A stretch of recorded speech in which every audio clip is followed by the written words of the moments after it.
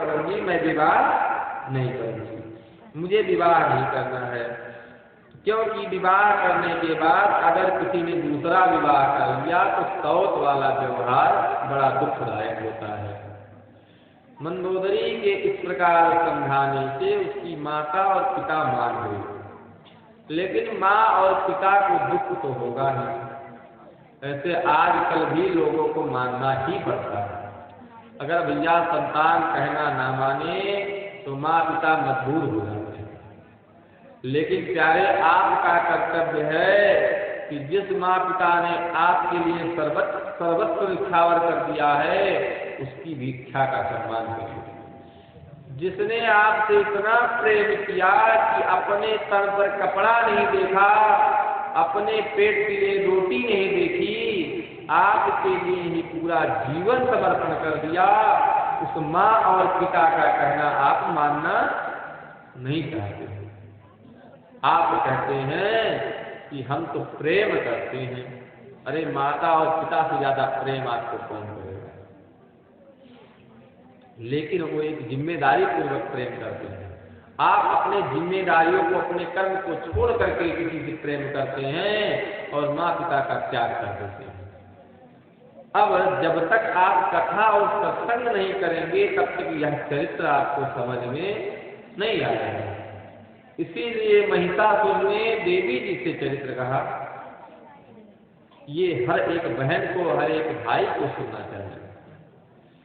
अब मंदोदरी ऐसा कहने लगी कि हे माँ, मैं तो विवाह नहीं करूँ। पिता ने उनके साथ जो लड़कियां थी, दासियां, उनको समझाया कि मेरी पुत्री को तुम ही लोग समझाओ, तुम्हारी सहेली है। मंदोदरी को समझाती है सैलेंद्री उनको जो बार बार, ये कमलोचना तुम विवाह कर लो। लेकिन वह मानने को तैयार नहीं हुई। कहते इस प्रकार कुछ दिन बीत गया। उसकी एक छोटी बहन थी जिसका नाम इंदुमती था। कहते सत्यास भगनी कन्या नामना चेदुमती सुभा। इंदुमती नाम की वह कन्या अब उसके लिए विवाह की तैयारी है। उसका जब विवाह होने लगा, स्वयंवर रचाया गया।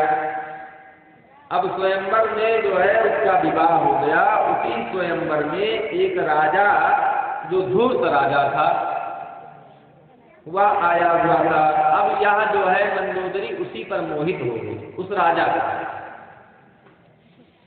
तो जो अपने माँ पिता का कहना नहीं मानता है प्यारे, उसको दुख भोगना भगवान ब्रह्मा ने शायद उसकी कुंडली में लिख दिया हो, ऐसा होता है। अब वह जाकर के अपने पिताजी से कही, पिताजी मैं भी इन राजा से विवाह करना चाहती हूँ। पिताजी ने विधि पूर्वक मद्रनिलेश चारों देश से भी विवाह कर दिया।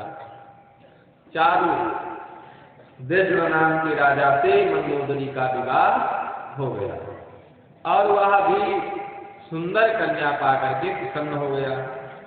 और आजकल जो संसार में चल रहा है वो आप सब जानते हैं, क्योंकि सबकी आंखों के सामने हो रहा है।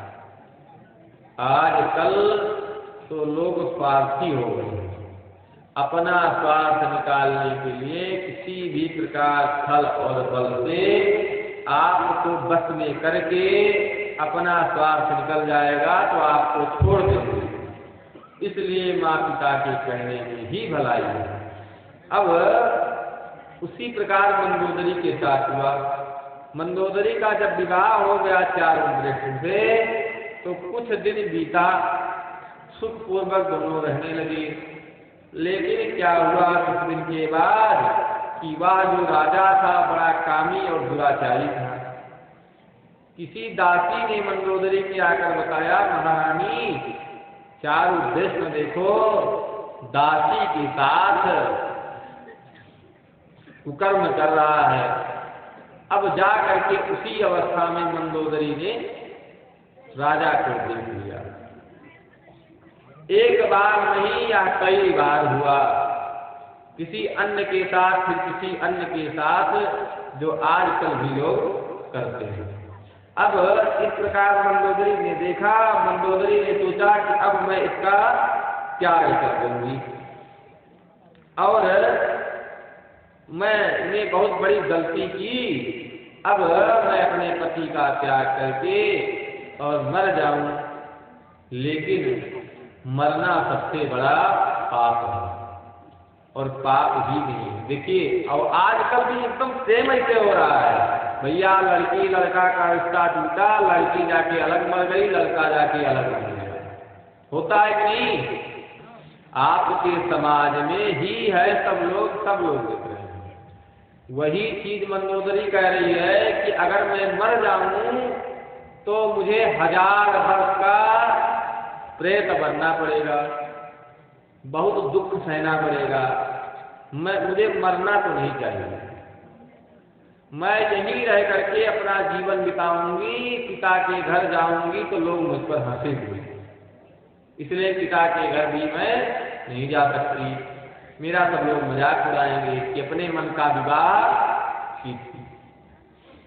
अब मानो ये कलयुग की कथा है, सतयुग द्वापर की छोड़ दीजिए। अब मंदोदरी ये सोच करके और दुखी जीवन, पूरा जीवन दुख में व्यतीत करती है। महिषासुर कहता है, हे देवी, इसलिए मैं सुयोग्य हूँ, तुम मुझसे विवाह कर लो, नहीं बाद में तुमको पछताना पड़ेगा। देवी कहती है कि लज्ज, मैं तो तुम्हारा वध करने आई हूँ, तुम अगर चाहते हो कल्याण तो पाताल लोक चल जाओ।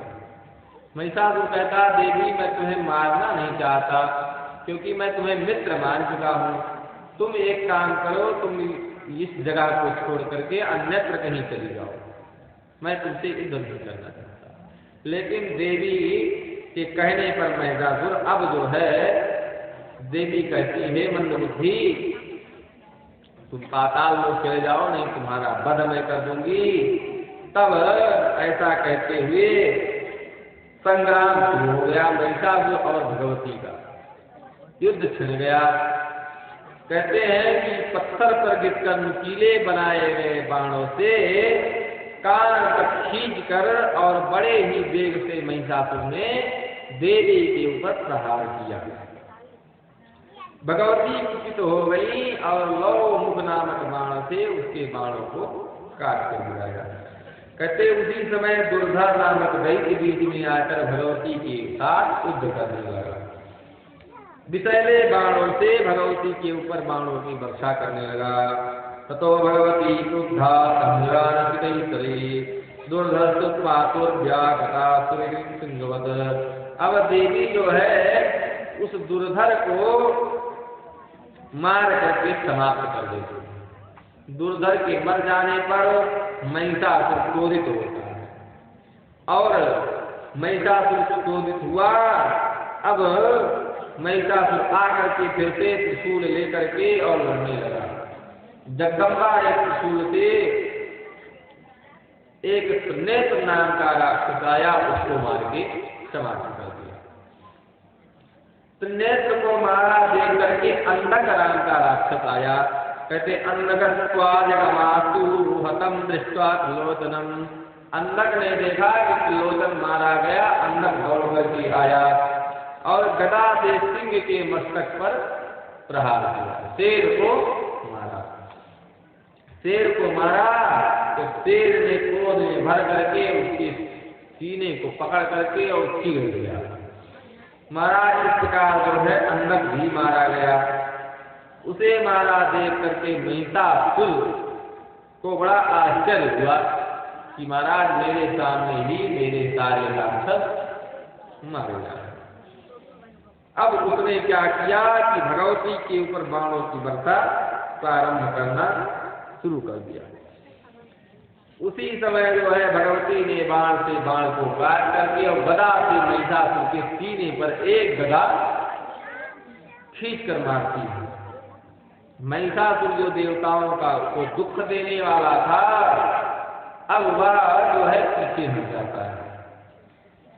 महिषासुर को जब गदा लगती है, चोट लगती है, तो जो सुंदर शरीर मनुष्य का बनाया था उस शरीर को छोड़ करके अपने असली रूप भैंसे के रूप में प्रकट हो जाता है।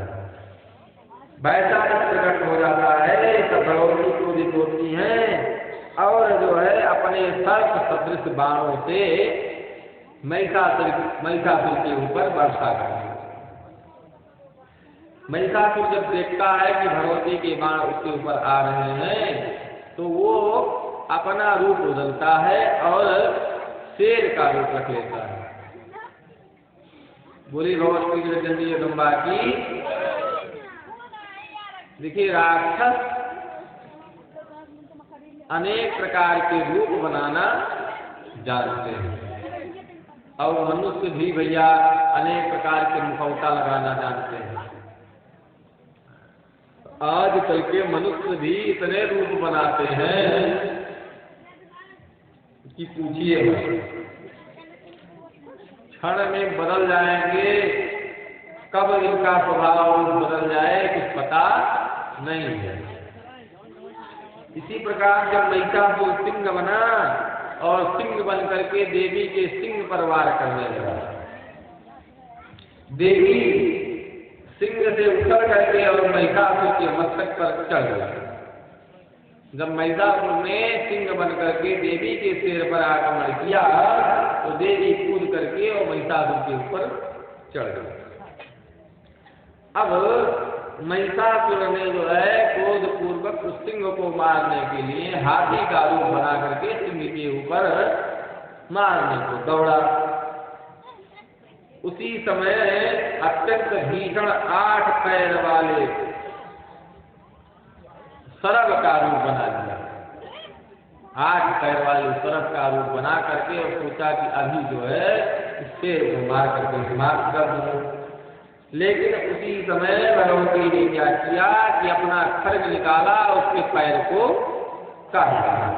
जब पैर को काटा तो फिर से वह भैंसा बन करके और युद्ध करने लगा। कहते हैं सब भ्रमणे नासु सिंगा घाते महासुरः ताड़यामास तन्वंगी घोरो भयानकः। महिषासुर ने इतना भयानक आतंक मचाया महाराज कि देवता लोग स्वर्ग को महिषासुर को देख करके स्वर्ग से कांपने लगे। महिषासुर बड़े बड़े पहाड़ों को अपने पूंछ में फंसा करके आगे उठाता है और सिंह से मारता है। देवी के ऊपर जाकर के पहाड़ गिरते हैं। एक बार तो देवी के ऊपर सिंह से ही प्रहार कर दिया, तीर से देवी को मारा महिषासुर। अब इस प्रकार देख करके देवता ठहर जाते हैं। देवी भगवती कहती है सीमा गर्भम तिष्ठम रथांगणे करिष्यामि रातंकाम भक्त्वा तां दुर्गतमान। हे महिषासुर रुको, अभी मैं तुम्हारा वध किए देती हूँ। महिषासुर ने खुद से प्रहार जमीन पे किया। समुद्र में हलचल मच गई। समुद्र में ऐसा हलचल मचा महाराज कि समुद्र जो है पृथ्वी को पल्लवित करने लगा। पृथ्वी डूबने लगी समुद्र से। पृथ्वी को महिषासुर के द्वारा किया गया आघात सहन नहीं हो रहा। बोली लक्ष्मी नारायण भगवान की।